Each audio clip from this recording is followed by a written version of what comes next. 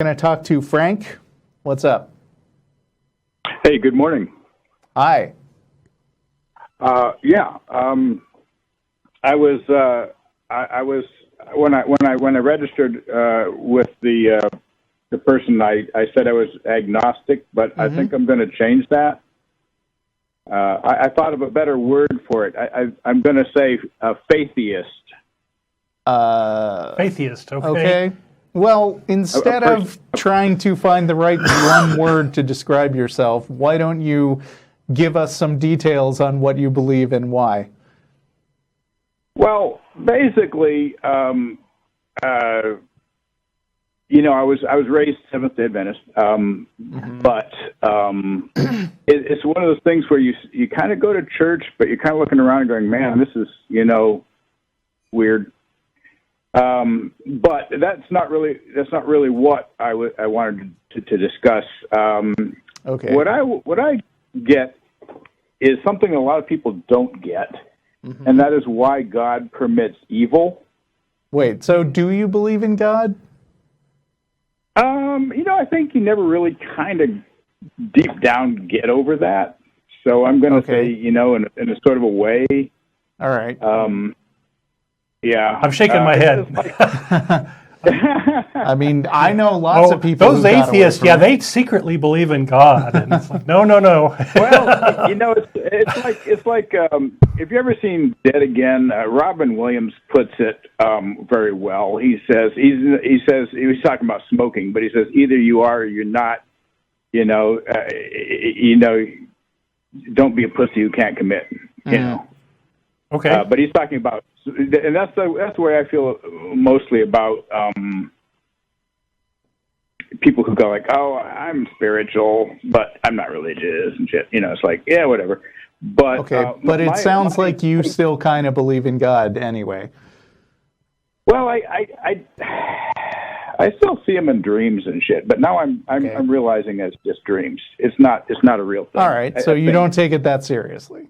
Okay, go on. Well, you do when you see him. When you see him, you go, "Holy shit, there he is again." I guess I better, look busy or whatever, But it's more of a question that I thought I could answer for people who say, "Why does God permit evil?" And for thousands of years, people have been hung up on this. Well, see, I've never been hung up on it because I don't care what mythology says about God or evil.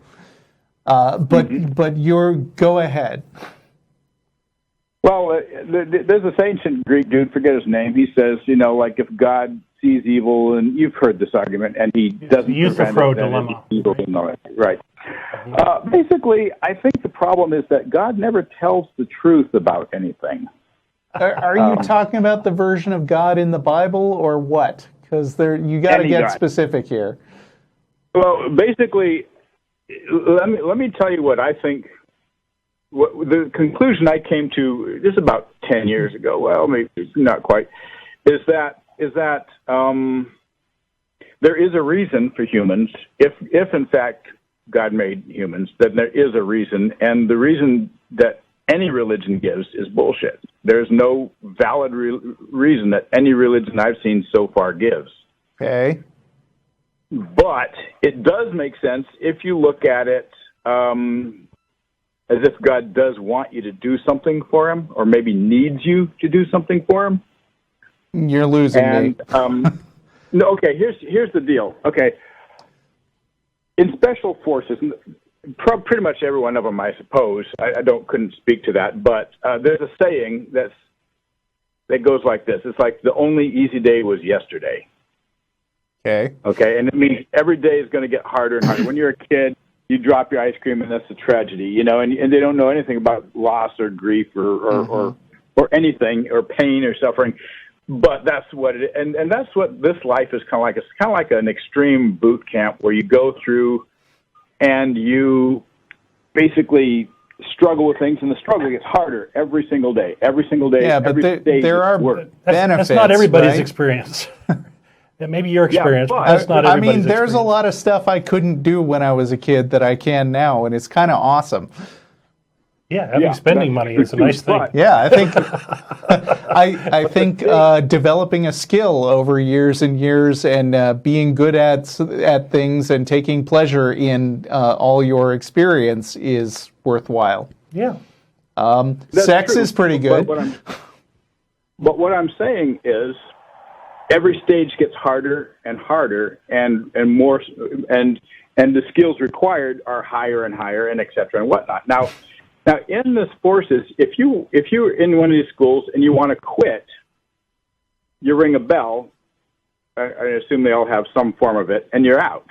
Now, what happens is the people who are still in still get crapped on daily, and it gets worse and worse. But the guys who fall out, suddenly they can go have a nice meal and a nice dry place to sleep, and bandages for their feet and all that other crap.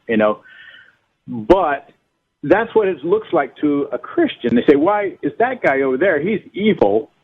Why has he got it good and I'm still suffering? Well, the answer is he just rang the bell. He's out of the program. He don't have to be treated anymore because he's not a consequence. Well, there are these placating beliefs that... Which is the guy who rang the bell in the metaphor?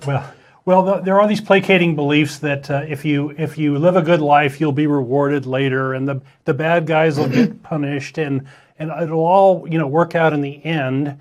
And if you lose your religion, one of the things you have to lose is this kind of wishful thinking about good and bad, and you have to realize that it's up to us in this life to fix the things that are wrong and punish the people that are bad and these sorts of things. Yeah, religion has an appealing message, which is there is ultimate justice everywhere. You just don't see it because your perspective is too limited.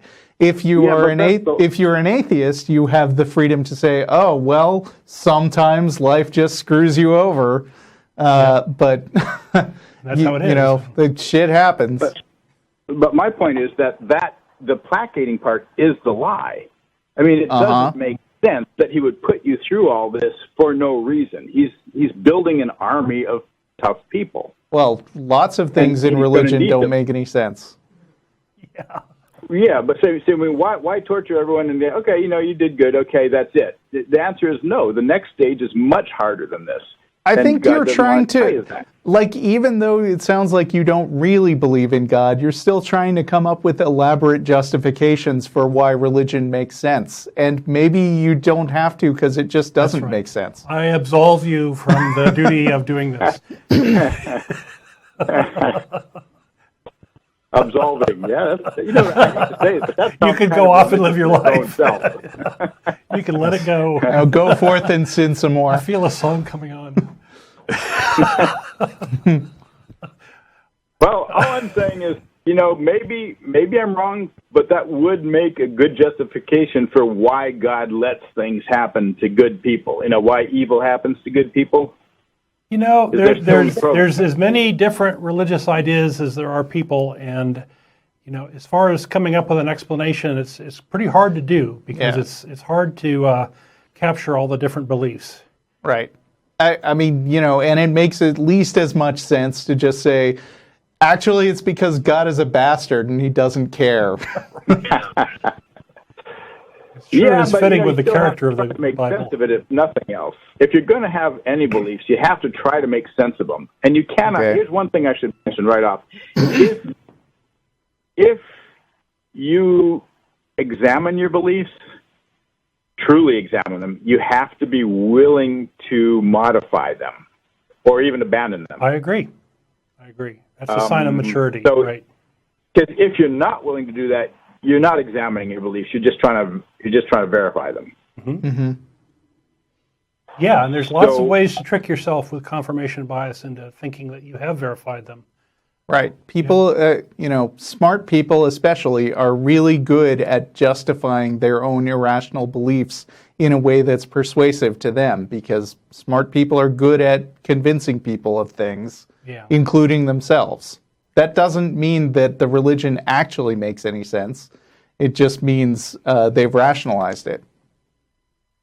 Well, all I'm saying is before you abandon your beliefs, I mean, and it may come to that. You may have to abandon your beliefs. But all I'm saying is before you abandon it, you should try to see if there's some way that makes sense.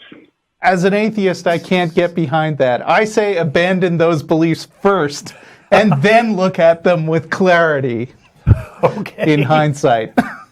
Right. So Russell wants to have a high standard for what to believe. Yeah, I'm saying, how about not just not believing nonsense in the first place? That's right.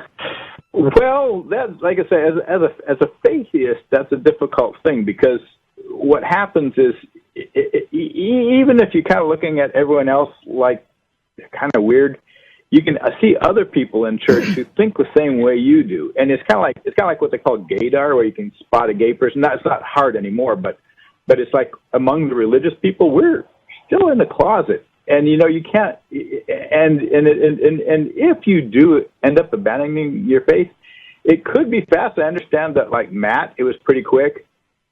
But some people, it's like living in Pittsburgh. I mean, maybe you really don't want to live in Pittsburgh, but you have to because your family lives there and your job is there and everything in your life keeps you in Pittsburgh. And you'd really rather live in maybe, Florida or someplace. Well, but to your That's point, the I place think you picked is where you want to live? I think a lot of people take a long time to shed their religious upbringing. And I think 10 years is very common for people. We used to have on our website a testimonial section, and by and large, people took 10, 12 years in order to sort of say, I don't believe that anymore, and chip away at it until they got to nothing. Yep. And that's a very common thing. It's not an epiphany like you might see in the movies or something like that. Yeah. Anyway, I think Matt, it was really quick for him once. I think Matt once said it was took him 3 seconds or something, or maybe I'm thinking. yeah, Ricky but he Gervais. also said I don't he know. spent years studying to be a preacher. So I mean, it didn't just magically disappear without a whole lot of uncomfortable introspection first, and that's usually what I hear from people who have deconverted, which is not me. Yep. Anyway, Yeah. Well, thank you for calling. We're going to move on. All right. Thank you. See ya.